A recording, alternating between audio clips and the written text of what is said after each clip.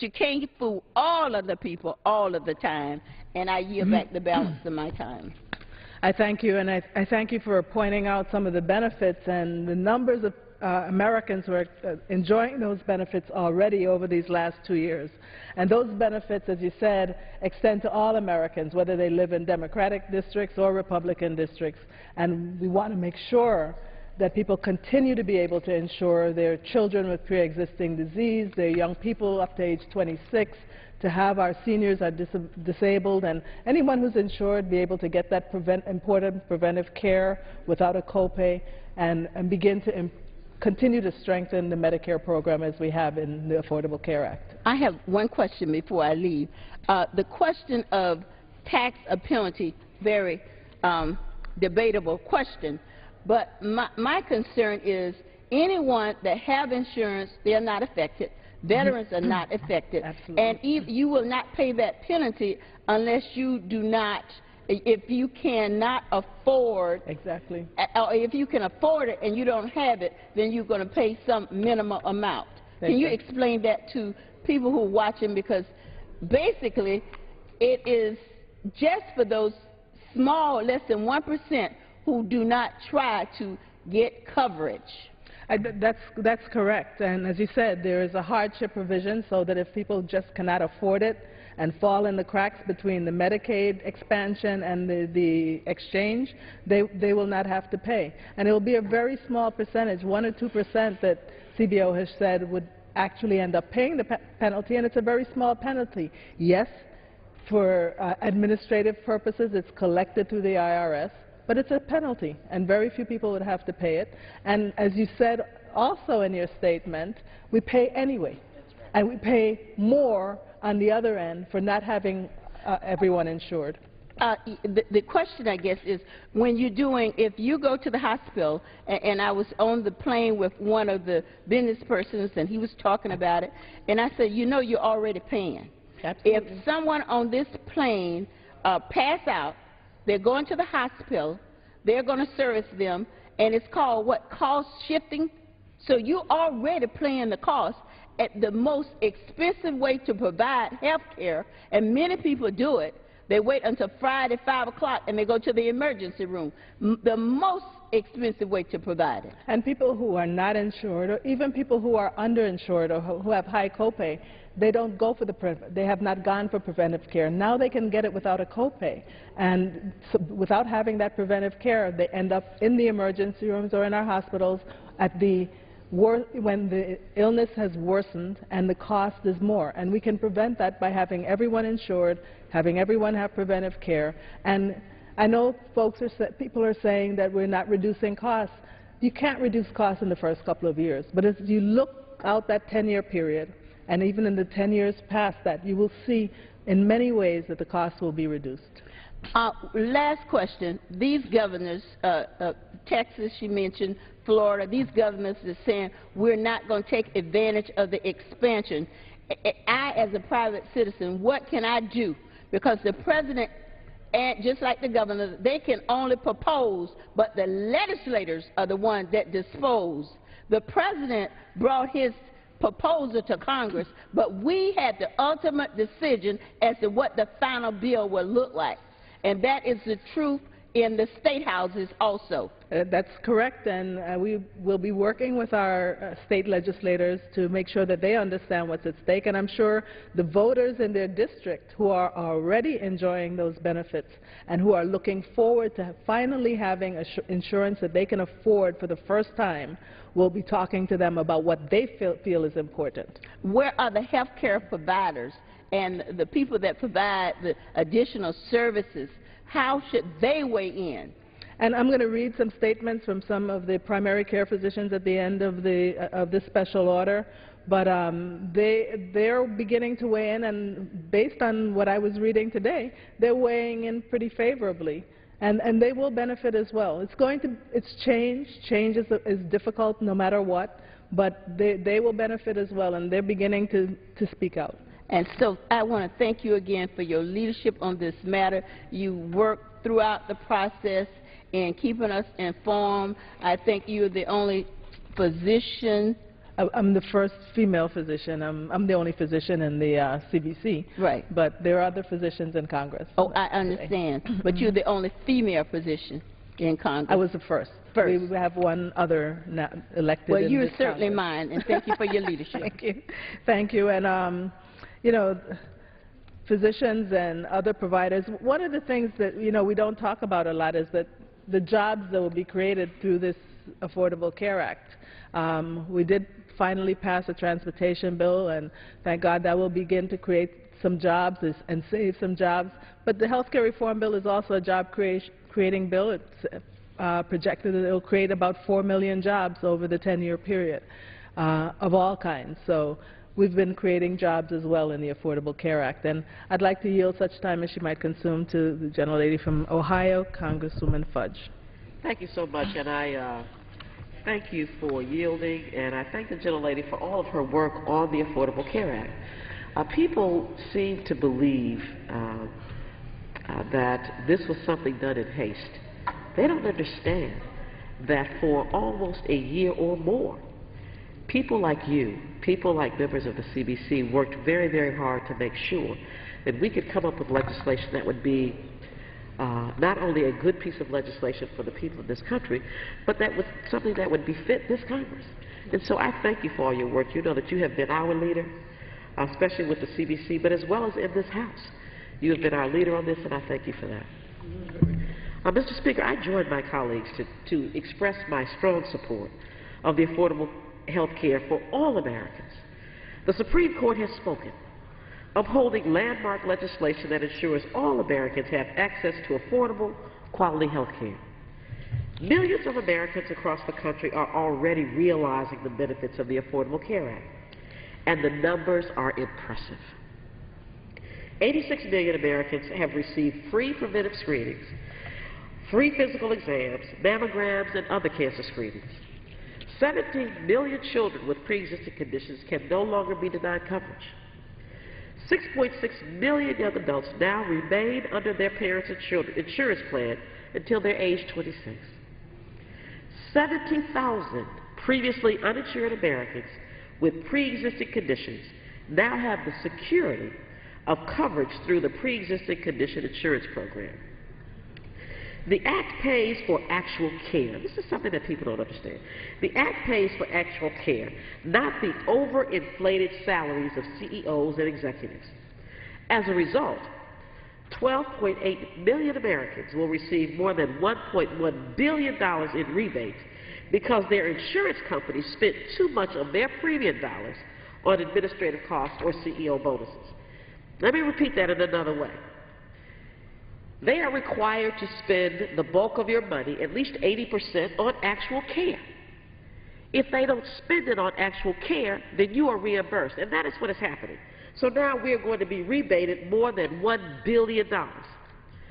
Further, the law makes enormous headway toward closing the gap on health disparities, of which my colleague knows so much. It includes increased funding for community health centers, which are so often a critical part of the health safety net in underserved communities. We should be focusing on creating jobs rather than voting to repeal a law that is estimated to provide health care coverage to up to 32 million Americans. The highest court in the land has ruled, and the American people won. Let's stop this foolishness and focus on jobs. And I yield back. Thank you. Thank you. And Congresswoman Fudge, you're right. This is not a win for Democrats. It's not a win for the President. This is a win for the American people. And thank you for bringing up the rebates, the $1.1 billion in rebates. And in addition to the rebates, because some insurance companies have spent over the 80% that has to be provided in service, the Secretary has been able in at least 12 states already to be able to keep the increases in premiums at 10% or less. So, and that's another function of the Affordable Care Act. And, you know, our constituents have been crying out for the increases in premiums that they've been experiencing every year. And now the Affordable Care Act gives the Secretary the authority to keep those premiums within a not more than 10% increase. Thank you. And I thank you again for your service. Thank you. And so, as my colleagues have all said, The Supreme Court has upheld the law. It is settled law. It's time for us to move on. This is landmark legislation like Social Security, Medicare, Medicaid, and S-CHIP. We have a lot more work that the American people need us to do. We need to continue the middle income tax cuts. We need to pass the American Jobs Act. We need to continue to address the issue of the mortgages that are causing people to lose their homes. And I was reading today in one of the papers that African Americans are expected to be able to bear the burden of the mortgage fallout for many years to come, longer than everyone else. And then we also have to implement the Affordable Care Act. We have the exchanges. And I know there's a lot of talk about the exchanges and whether we'll be able to provide the subsidies, but what we ought to be doing is working together to make sure that that very important part of this law can be fully implemented.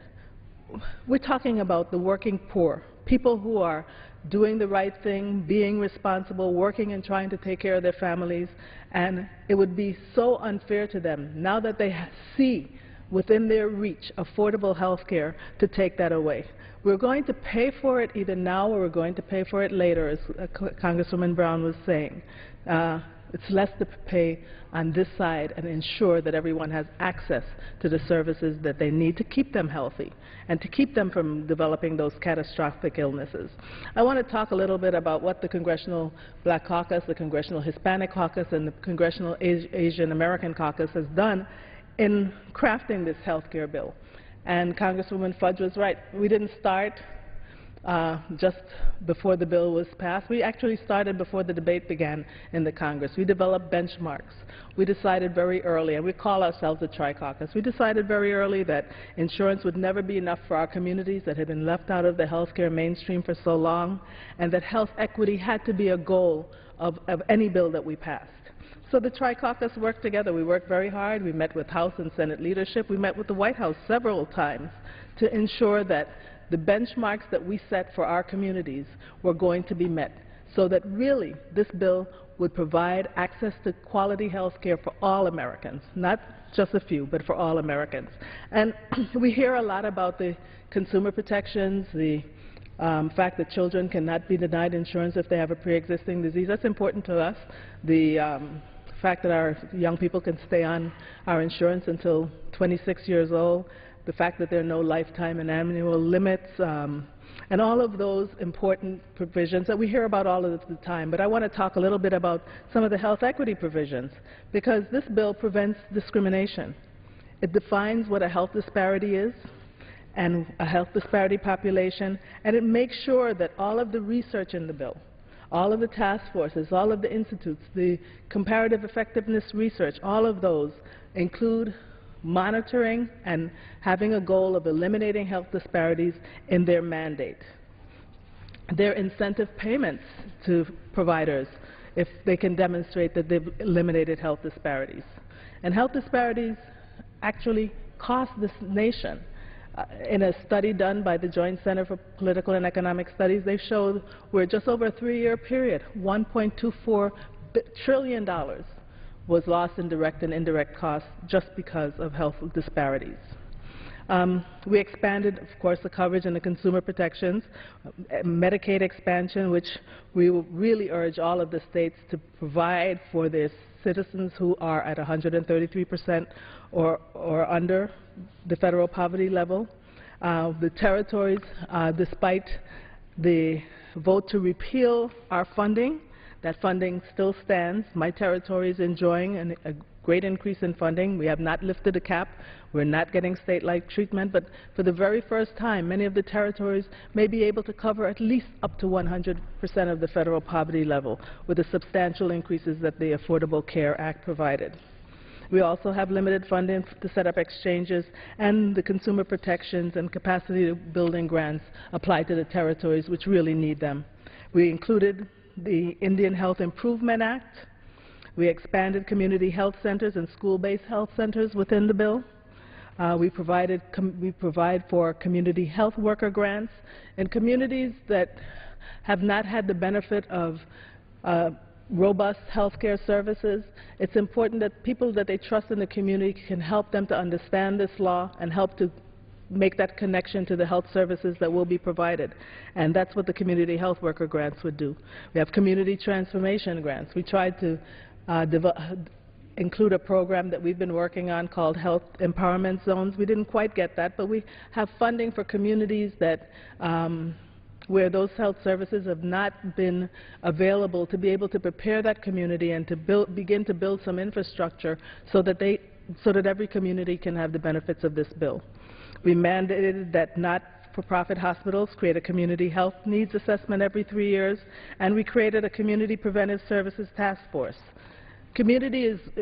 Having community-focused, community-developed, community-driven, community-implemented programs is where we're going to see the biggest improvement in health care, especially in communities of color, in communities that are poor, and our rural communities in our territory.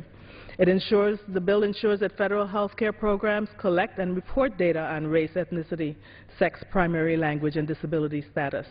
We address health care disparities in Medicaid and S-CHIP by standardizing data collection requirements.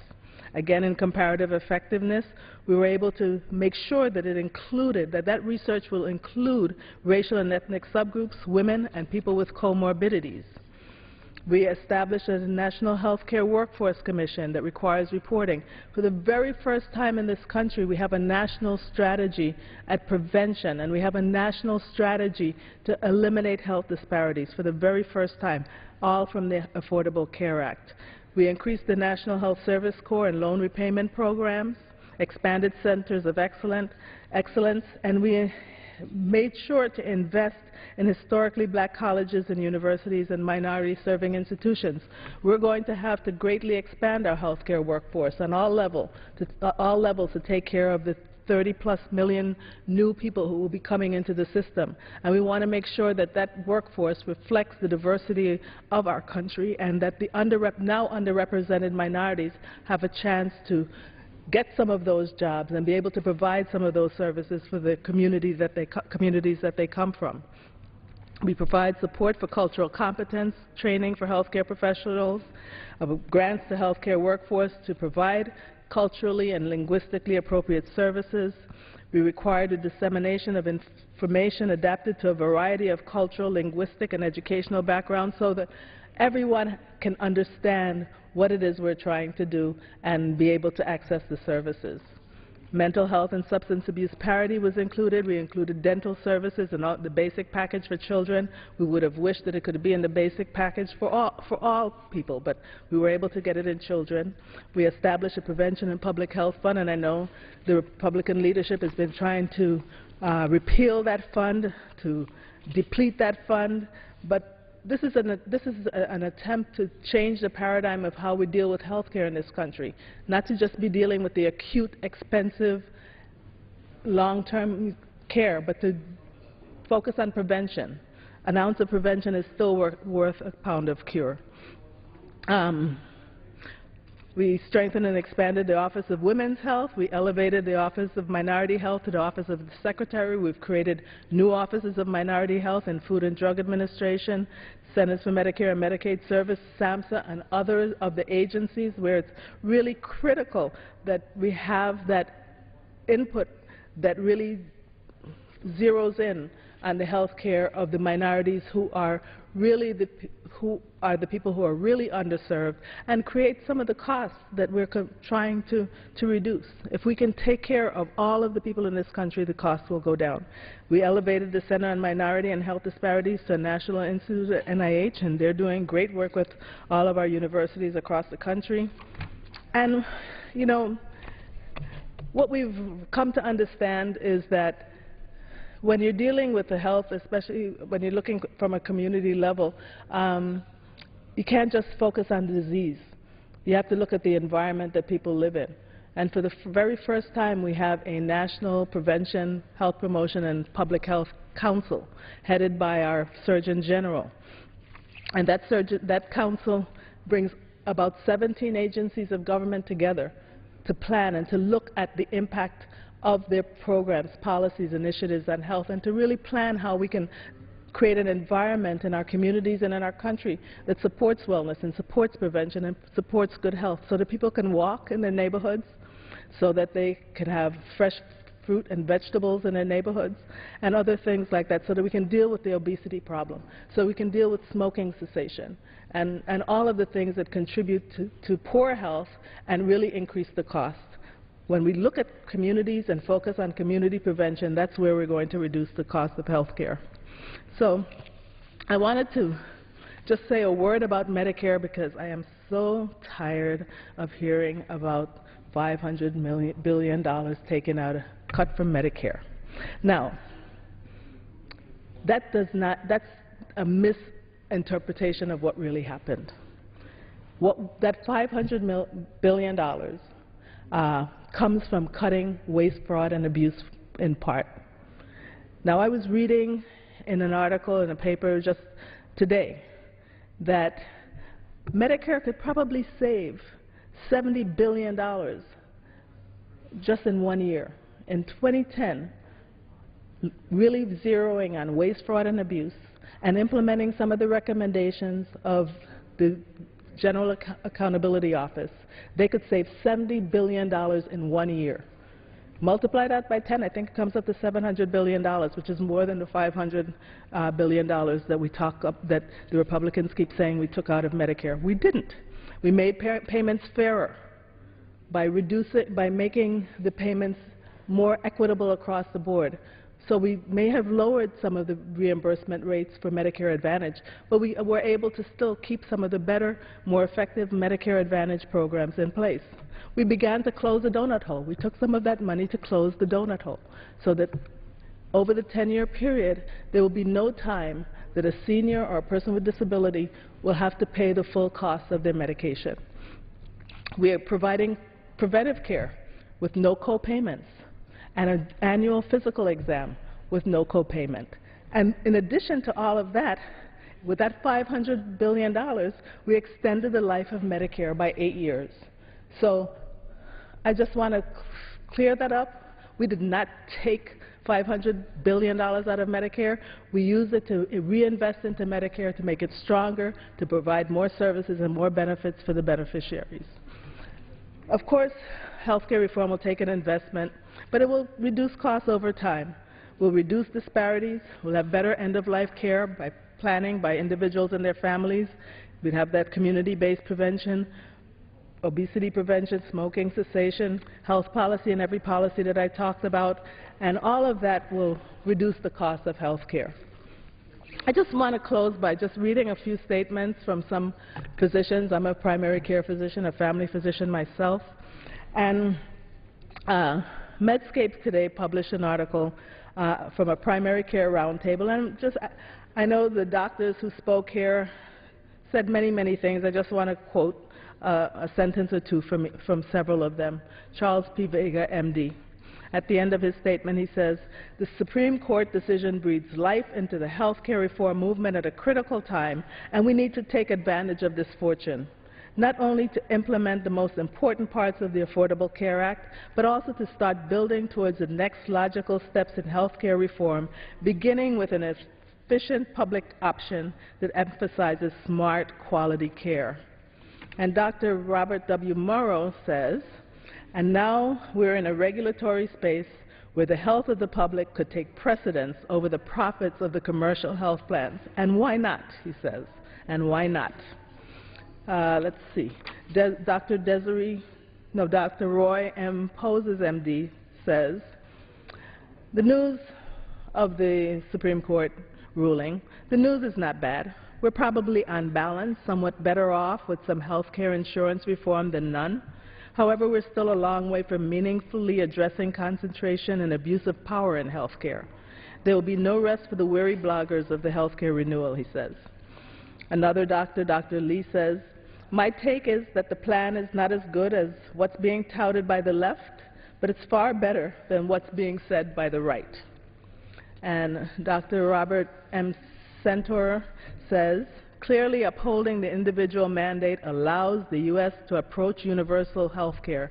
Universal health care is such a worthy goal that we must applaud this victory." Dr. Mark Williams says, For me, the Supreme Court ruling on the ACA implies at least a period of relative clarity and less uncertainty despite much political rhetoric. In short, we now have some time for planning and innovation. And he also says healthcare is too precious to be considered a business or a marketplace commodity. Whatever system we choose must commit itself to the needs of the population and the global community, not simply to our own personal needs. It must be based on needs and not simply on service expansion. And lastly, from my own American Academy of Family Practice, they say, having the mandate upheld is consistent with what has been AAFP policy for over 20 years. We have advocated for health care coverage for everyone, access to at least basic health services, including good primary care with prevention and chronic illness care. You can argue whether the mandate is the only means to get there, but at least in the analyses that I've seen, it was one of the best identified ways to get everyone covered. And so, the American people, when you ask them about the different provisions of the law, an overwhelming majority really supports the provisions that we've been able to provide for them in health care reform. Many physicians are touting the Supreme Court decision and the law. And I think if we can all forget about the political rhetoric of repeal and just work together to make sure that it's implemented in the best way possible, we'll really be doing what the American people have sent us here to do. With that, I'll yield back the balance of my time. Gentlelady yields back. For what purpose does the gentleman from Texas seek recognition? Mr. Speaker, I send to the desk a privileged report from the Committee on Rules for filing under the rule. The clerk will report the title. Report to accompany House Resolution 724, resolution providing for consideration of the bill H.R. 6079 to repeal the Patient Protection and Affordable Care Act and health care-related provisions in the Health Care and Education Reconciliation Act of 2010.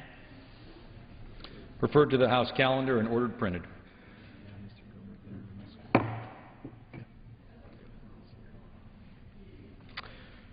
Under the Speaker's announced policy of January 5, 2011, the gentleman from Texas, Mr. Gohmert, is recognized for 60 minutes as the designee of the Majority Leader.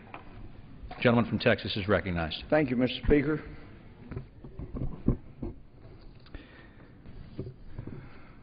These can be the best of times and the worst of times. There's still so much potential. This country has so much in the way of assets. But it is interesting to hear my friends across the aisle talk about the wonders of Obamacare. But I know this president has said before, if you make more than $250,000, you won't ever have your taxes raised. I will never raise your tax. He said it a lot of different ways.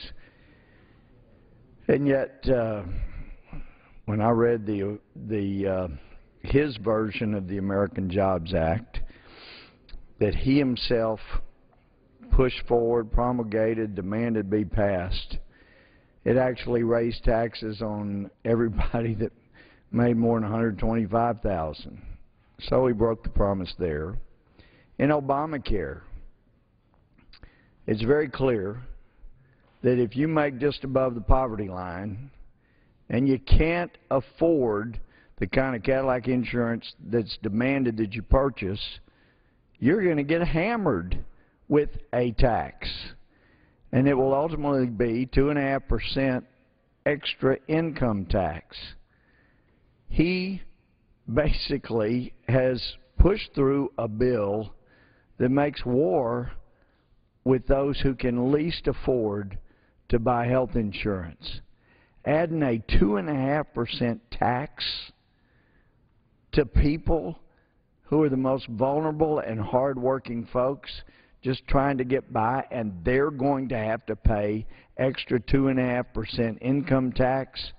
Now, the enlightened Chief Justice explains through pages 11 and through 15 of his opinion that it's actually not a tax, it's clearly a penalty.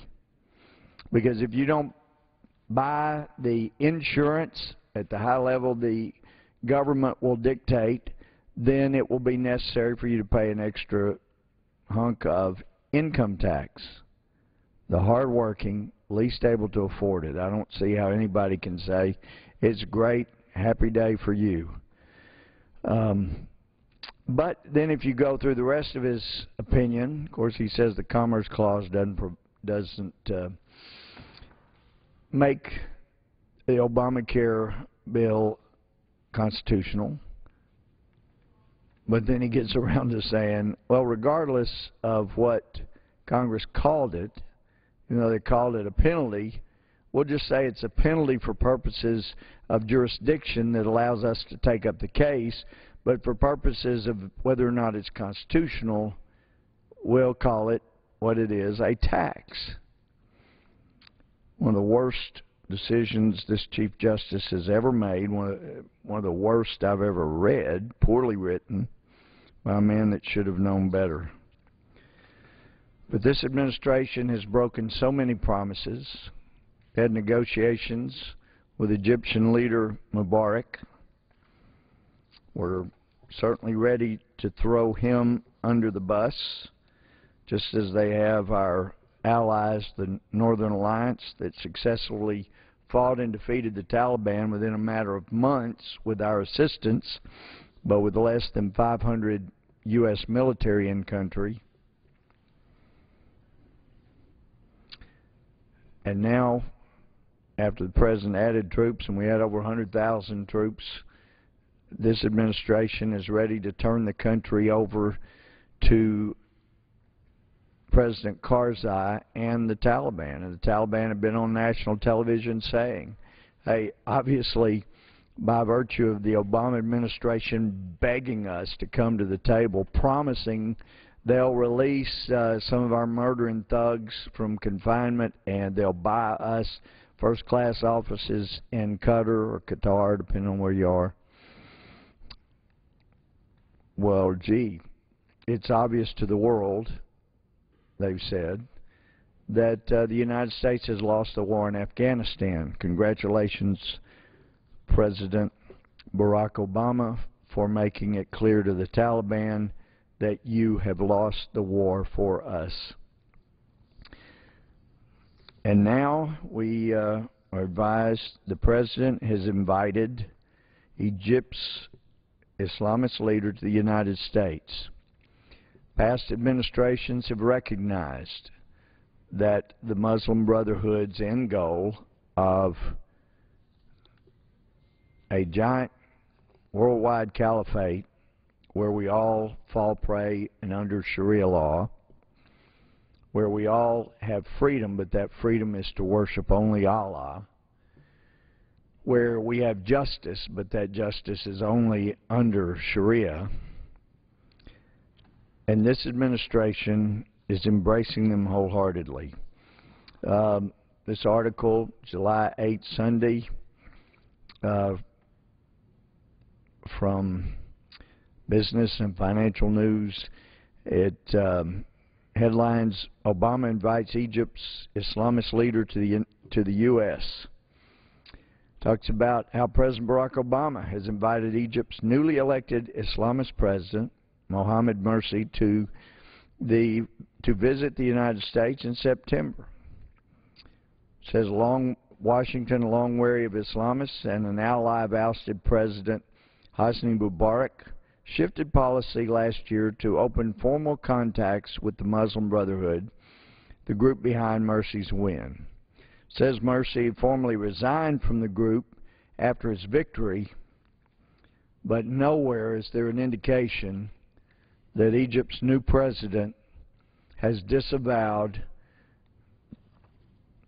the effort to make the United States, that they've called the Great Satan, subservient to Sharia law. And in fact, the Egyptian Muslim Brotherhood's leader, as posted yesterday in the Blaze, Egypt's Muslim Brotherhood chairman Mohammed Badi, also known as the group's Supreme Guide, this would be the Supreme Guide over the newly elected Egyptian leader, said last week that waging jihad against Israel is an imperative for every Muslim. Middle East watcher Raymond Ibrahim, who scours the Arabic press and translates it to English for Western eyes, posted this revelation on his blog. And then it sets out this quote. According to last Thursday's edition of Al-Wad, during his weekly sermon, Muhammad Badi, the Muslim Brotherhood's supreme guide, confirmed the necessity for every Muslim to strive to save Al-Quds, and that's Jerusalem, from the hands of the rapist Israelis, and to cleanse Palestine from the clutches of the occupation, deeming this an individual duty for all Muslims. More specifically, he called on all Muslims to wage jihad with their money and themselves to free Al-Quds, or Jerusalem, the same exact language one finds in Al-Qaeda's tract. Article goes on, earlier this year, the Middle East Media Research Institute translated a sermon of Badi's in which he called for gradually establishing a global Islamic caliphate leading to mastership of the world. And mastership of the world was what's in quotes. And it is interesting because it hadn't been that long ago, and this was posted by my friend Patrick Poole. This was posted July 5th, 2012. It says, Rewind 2010, Egypt's Perez Morsi call for expulsion of U.S. ambassadors across the Middle East. Patrick Poole says, while doing a bit of filing in the office yesterday, I came across September 2010 Reuters article of more recent interest. You might recall that was the time when Terry Jones in Florida was threatening to burn a Quran on the 9/11 anniversary and had the whole Muslim world in an uproar before he'd even committed the act, which happened several months later. In the mere contemplation of such an action by Terry Jones, the Muslim Brotherhood was calling on all Muslim countries to expel all U.S. ambassadors. And who is making this call, according to Reuters? Mohammed Morsi, spokesman for Egypt's influential Muslim Brotherhood, said the organization was calling for pressure on all Muslim governments to expel U.S. ambassadors. Yes, this is what we want to encourage. This type of leader, we want to tell the world by this president's open arms at the White House, not with the ill treatment previously of Prime Minister Netanyahu, but with open arms, a member of the Muslim Brotherhood who never disclaimed the desire to make us subservient to Sharia law, bringing him to the White House. As some of us travel around and speak to different people around the world, those who are truly fighting for freedom, and not the freedom the Muslim Brotherhood talks about, where freedom only to worship Allah, but freedom truly to make choices about who one worships or whether one worships at all. They say when the United States invites someone and shows hospitality to people in the world, the rest of the world gets the message that the conduct of those individuals they are inviting and embracing and having smiling pictures with, that their conduct's a good thing. That when this country's leaders embrace leaders of other countries, it tells the world this is what we think in America is the way to act, the way to be, the thing to do. And that it is very deflating. Having talked to Iranian refugees in northern Iraq, they just get devastated when they see an American leader being so chummy with people they know embrace terrorism, that have no problem with terrorist activities to promote Islamic spreading around the world. This president should be far more careful about who he encourages and who he discourages, because the true friends of liberty around the world who stood up to Syria's leader, they were not embraced by this president. There was no statement from this president, gee, let's do for the protesters, the rebels in Syria, what I demanded we did in Libya. There was nothing like that. We've sent Secretary of State Clinton over to the Middle East. There have been statements, gee, we don't like what you're doing, but nothing like what this White House did, cutting the legs out from under Mubarak, who at least tried to keep the peace with Israel to some extent, and what he did in actually providing bombs, air cover to take out Gaddafi in Libya. And we knew at the time Muslim Brotherhood will probably take over Egypt. They called us the Great Satan. We knew in Libya that there were even al-Qaeda who want to bring about this nation's end violently. And yet this president embraced those al-Qaeda rebels along with the other rebels in Libya, dropped bombs, provided air cover. Now that's been done for Syria. And it's a little bit strange because much of the world considers Syria's leader to be a mere puppet of the Iranian terrorist leaders. And certainly Russia, who has shown great hostility to some of the things we deem to be appropriate liberty, they embrace the actions of the Syrian leader. So where was this president when there were true freedom seekers stepping up and being killed? Giving a pretty speech? Well, the article, another article that was in the Blaze, July 8th, says the Jerusalem Post explains, Washington, long wary of Islamists and a former ally of ousted President Hosni Mubarak, shifted policy last year to open formal contacts with the Muslim Brotherhood, the group behind Morsi's win. Morsi's success at the polls mirrors the rising influence of Islamists in countries across the Middle East and North Africa in the wake of revolts and protests against autocratic rulers who have led the region for decades.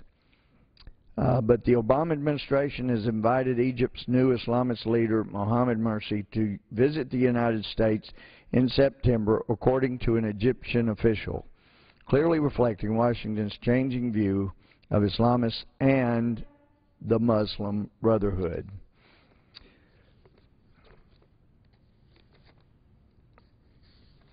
There's another article posted April 26 of this year from the Blaze, entitled, Want to Know Just How Close the Muslim Brotherhood is to the Obama Administration? It says, on Wednesday evening, GBTV unveiled a powerful documentary, Rumors of War 3, exposing how radical Islamists, including the Muslim Brotherhood, are infiltrating American government at its highest levels. Above is a video clip from the program outlining some of the key players involved. But it goes on to talk about Arif Ali Khan, former Department of Homeland Security Assistant Secretary for Policy Development, now a distinguished visiting professor of DHS and counterterrorism at the National Defense University. Ali Khan has also served as Deputy Mayor for Public Safety of the City of Los Angeles, where he reportedly derailed the LAPD's efforts to monitor the city's Muslim community, particularly its radical mosques and madrasas, where certain 9/11 hijackers were said to have received support. He is affiliated with MPAC, which has called the terrorist group Hezbollah a liberation movement. And it goes on. It establishes some of the ties of this administration with members of the Muslim Brotherhood. It was intriguing to me when I asked our own Secretary of Homeland Security, Janet Napolitano, how many members of the Muslim Brotherhood were on her countering violent terrorism, violent extremism. Sorry that she can't use the word terrorism. She couldn't tell me whether 10 were Muslim Brotherhood or not. She didn't know. But some of these things, for some of us, bring back memories.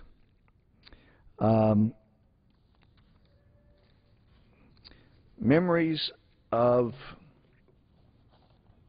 occurrences back from the late 70s when our own president, Jimmy Carter, who has to be encouraged by this president's administration, because many people have said they thought he had the worst presidency in history, did so much damage to international affairs.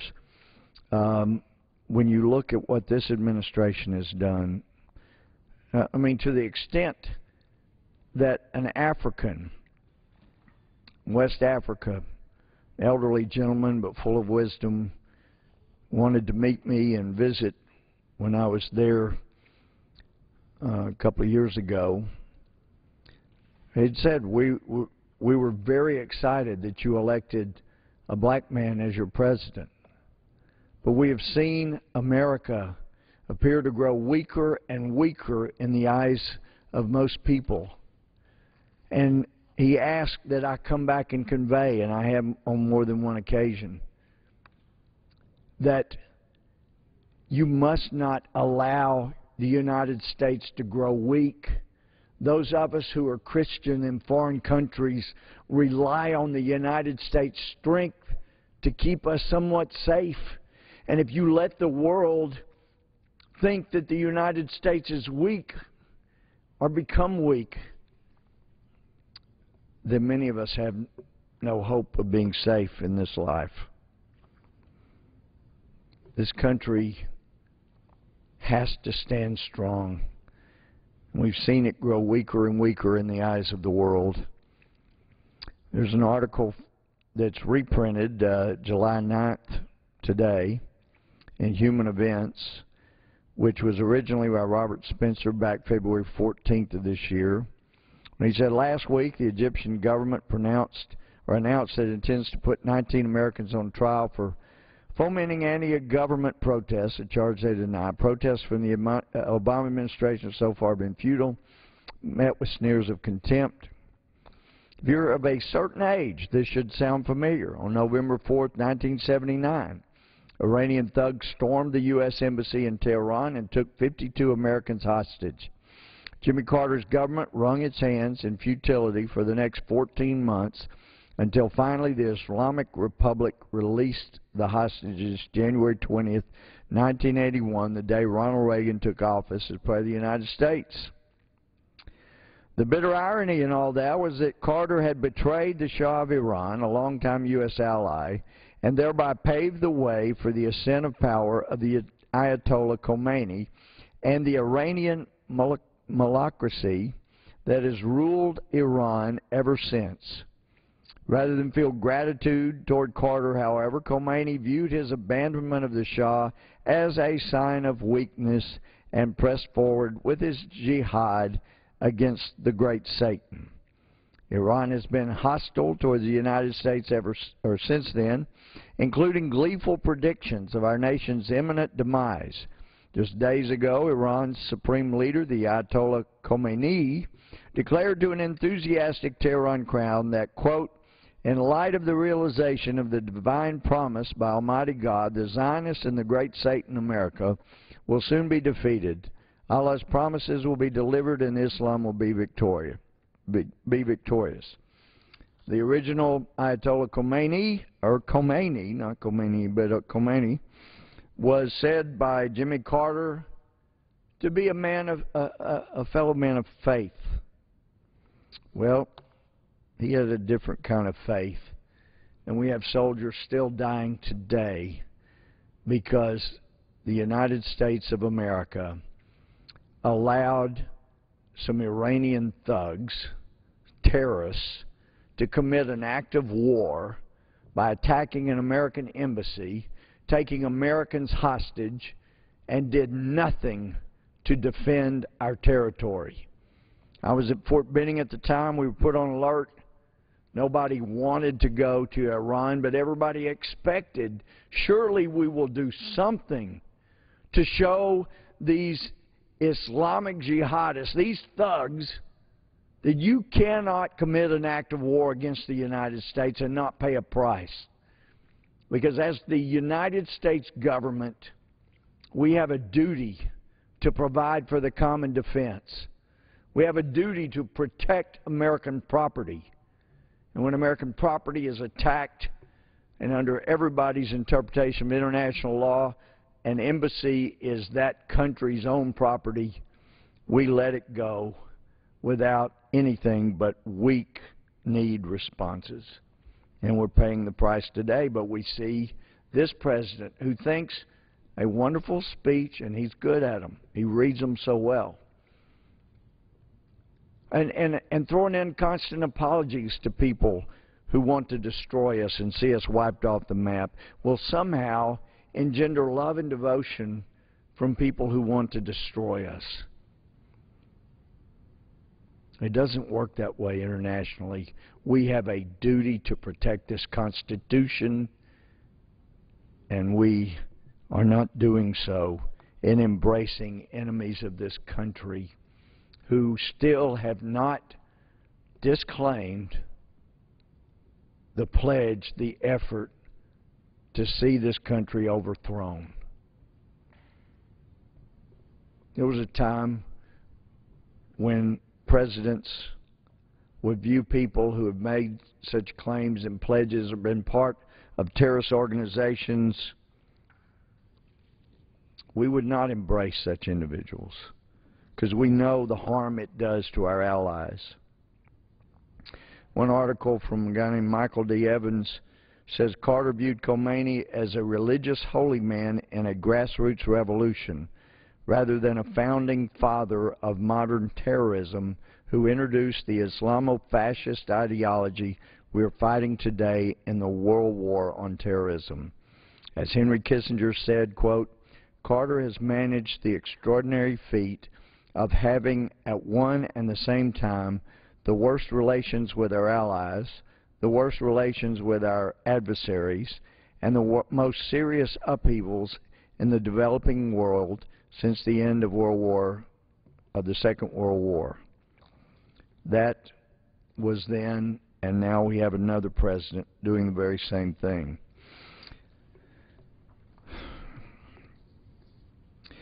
There was an article from the New York Times back in June of 2001. Prime Minister Ariel Sharon of Israel will meet with President Bush at the White House next week, the second time the two have held face-to-face discussions since Mr. Sharon's election. In contrast, Yasser Arafat, the Palestinian leader, has not been invited to Washington by the Bush administration, and officials made clear today that they had no plans to do so in the near future. So far, the administration has kept Mr. Arafat at arm's length, a stark difference from President Clinton, who brought the Palestinian leader to the White House more than any other foreign leader. Those messages are not missed by allies and enemies alike around the world.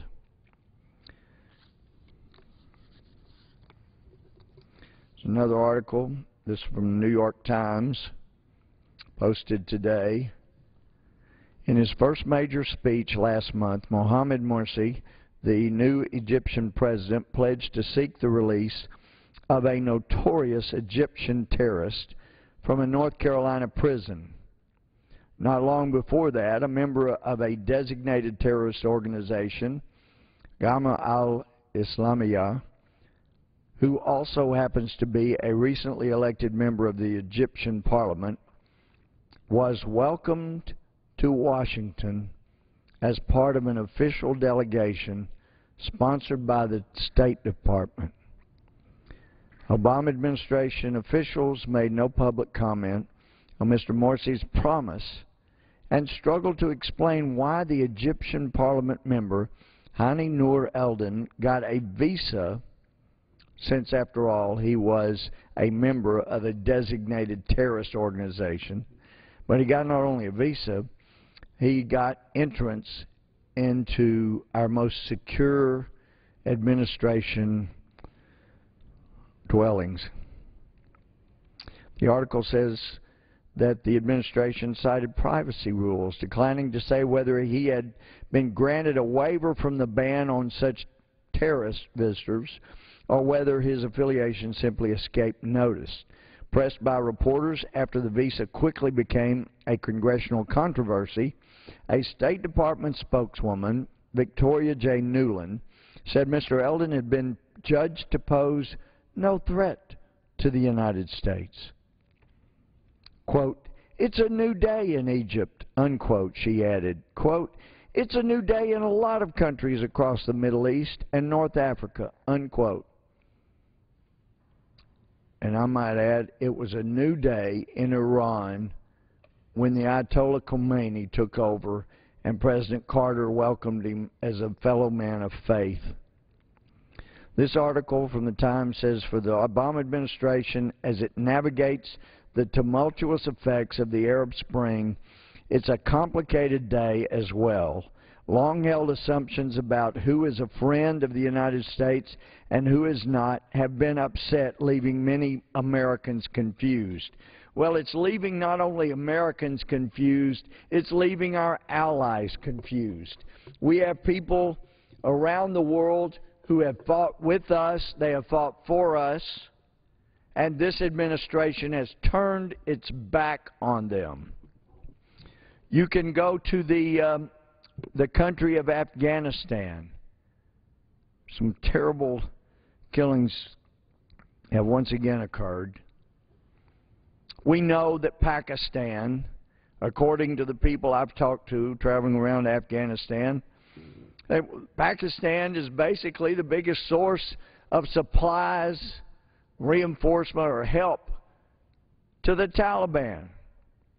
And what do? We have our Secretary of State apologize to the country who kept our country's biggest enemy, the mastermind behind the killing of more Americans than any attack in our history on our soil, and they protected him, and they kept him protected.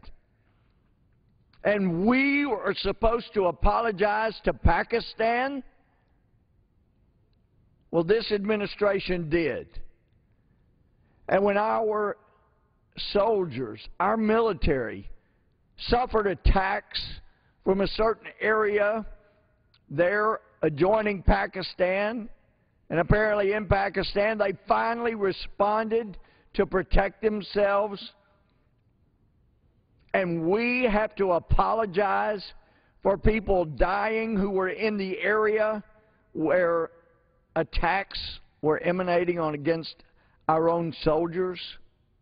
We have to apologize to a country who is supplying and funding the Taliban that's killing American soldiers. Yeah, it's confusing to Americans, and it's confusing to our allies. And that's why when a handful of us were in Afghanistan in April, we were a little surprised that this administration did not want us to meet with our Northern Alliance friends,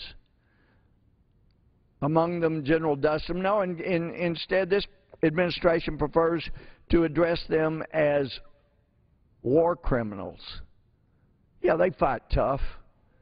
They defeated the Taliban. They fight like the Taliban, and they have no interest in losing because they know it means they lose their lives, they lose their homes, they lose their country. So they fight viciously. And we were able to take out the Taliban initially with a few hundred soldiers, less than 500 Americans. We had intelligence, we had special ops, we provided air cover, provided some weapons, and the Taliban was routed. We had 100,000 or so military into Afghanistan. We become occupiers. Occupiers don't do well in that part of the world.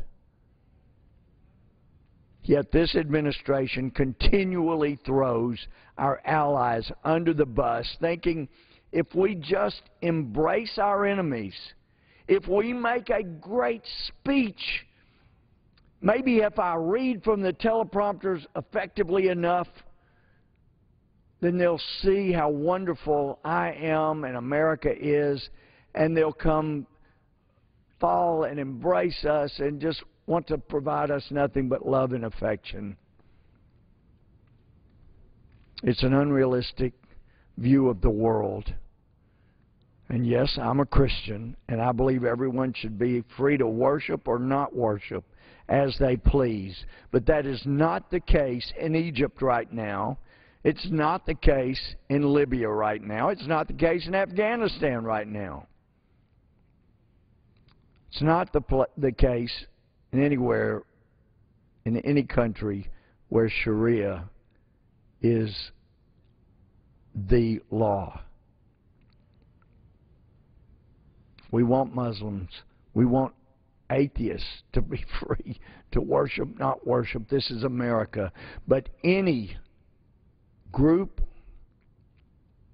whether atheists or any other religion in the world that attempts to force us to comply with their religious laws should not be tolerated. Some say, oh, you got a bunch of xenophobes and Islamophobes. It's interesting that the term Islamophobe basically was generated by the Organization of Islamic Council, the OIC, that has 50 states. No, wait. They've got 57 states, and we've got 50, or we've got 57, and they've got 50. I get confused. Somebody on CNN said, well, the only reason the President said the U.S. had 57 states is he was tired. And so maybe I'm just tired. I can't remember who has 57, who has 50. Some people don't understand sarcasm either. But the OIC promulgated that term, and they've given millions and millions and millions of dollars to universities in America, including some Ivy League schools. They're not Islamophobes. They have sold their soul for money. Say, oh, sure, if you'll give us millions, you betcha. Hundreds of thousands even. We'll teach a course on Islamophobia. We'll denigrate other religions. We'll denigrate the founders. We'll denigrate those who would lay down their lives for this country's freedom. And we'll call them Islamophobes. Well, there's no Islamophobia here.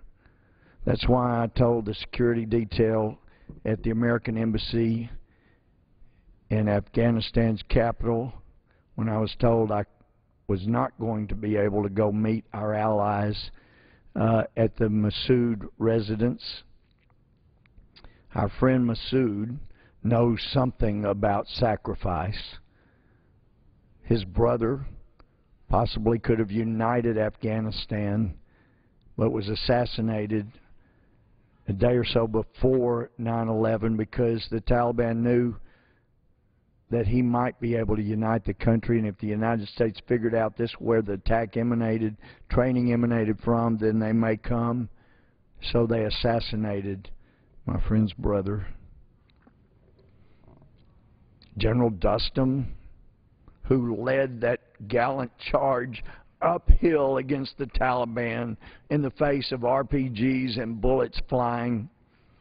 He offered to take me on horseback to reenact that internationally famous battle uphill against all odds.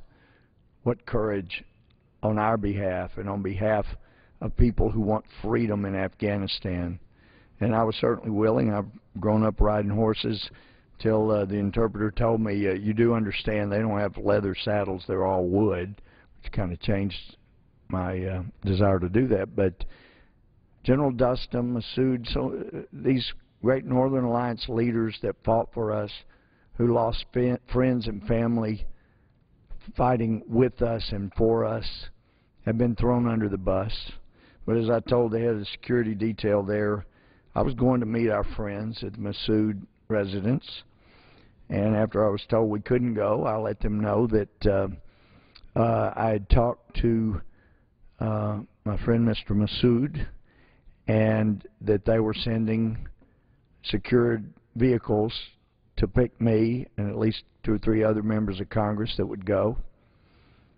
And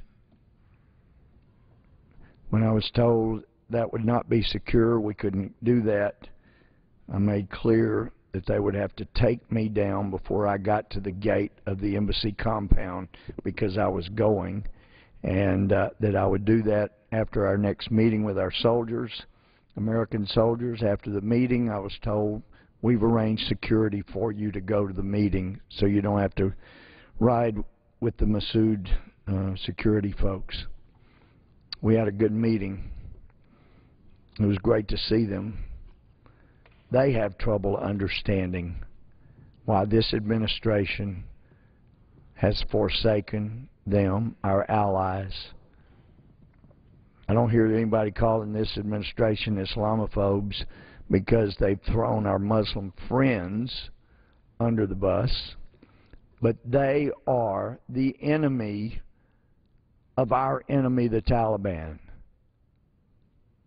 And this administration, this president's made clear to this corrupt regime over there that, look, we're going to be out on this day certain.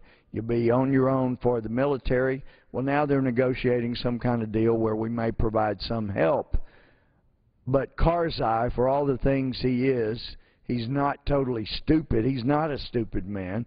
And he knows if all our soldiers are gone, and with all the support that Pakistan has given the Taliban, then the Taliban is going to be there. They will be vicious, as they have in the past, and he better make some peace with the Taliban, and that's why they've been allowed such freedom in the Afghan capital, to the point that the Taliban leader would tell and proclaim, yes, we all can see because the U.S., because this Obama administration is begging them to come negotiate, and we'll buy them, we'll buy them things, we'll release their thugs that have killed Americans, killed innocents. We'll release them, we'll do whatever, you just come talk to us.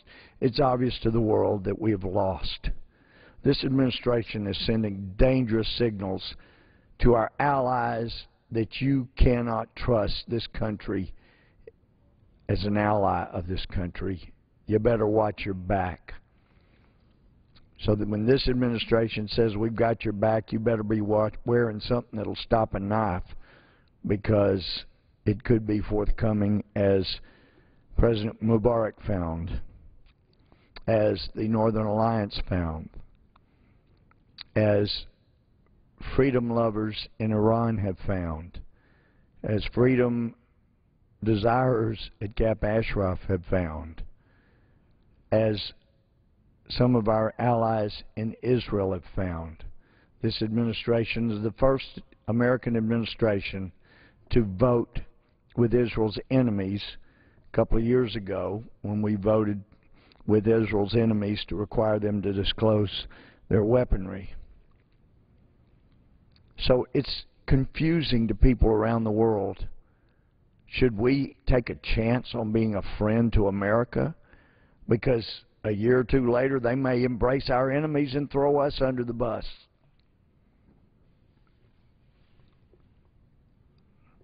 I do believe in the teachings of Jesus. I do believe in the teachings, and have been there where they say it's pretty certain this is where Jesus delivered the Sermon on the Mount and told us who it was who was blessed. So some say, well, shouldn't our government turn the other cheek? Shouldn't we be blessed are those who mourn? Shouldn't we be the peacemakers? Yes, we should be the peacemakers, but as a government, we have a different obligation. Ours is to protect our people. We're to protect those who live in America, who have trusted us to be their public servants, so that they can live out the Beatitudes if they choose, so that they can live out and follow the teachings of whatever religious leader they choose. But they can't do that unless we keep them safe. Reading a book that started yesterday called The Harbinger. Indicates God withdrew his hand from our protection on 9/11. There are interesting things in that book. It's time we look at the signs and we understand from world history, you don't turn on your allies and embrace your enemies and expect to save your country. You convince others who might be tempted to be your allies not to be. You teach your enemies that you are weak. In the same way, individuals on a school playground do not convince a bully that they are strong when they start giving gifts to the bully and try to buy the bully's kindness and respect, because what it buys is not respect, it is contempt. And that is the way this country is now viewed around the world. If you are evil in the world, just as Romans 13 points out, if you do evil, you should be afraid, because this government does not have the sword in vain. We owe a duty to freedom-loving people around the world not to become weak, but to protect freedom here so others can enjoy freedom other places, knowing that the United States of America does not embrace and fall in love with terrorists or terrorist organizations or leaders of terrorist groups. We fight them, and we embrace those who love peace, not terrorism, and we make the world and this country safer in so doing. Now, Mr. Speaker, I would ask unanimous consent to include in the record a letter, find it among my papers here. Without objection. This is Act for America. I brought this up before, but because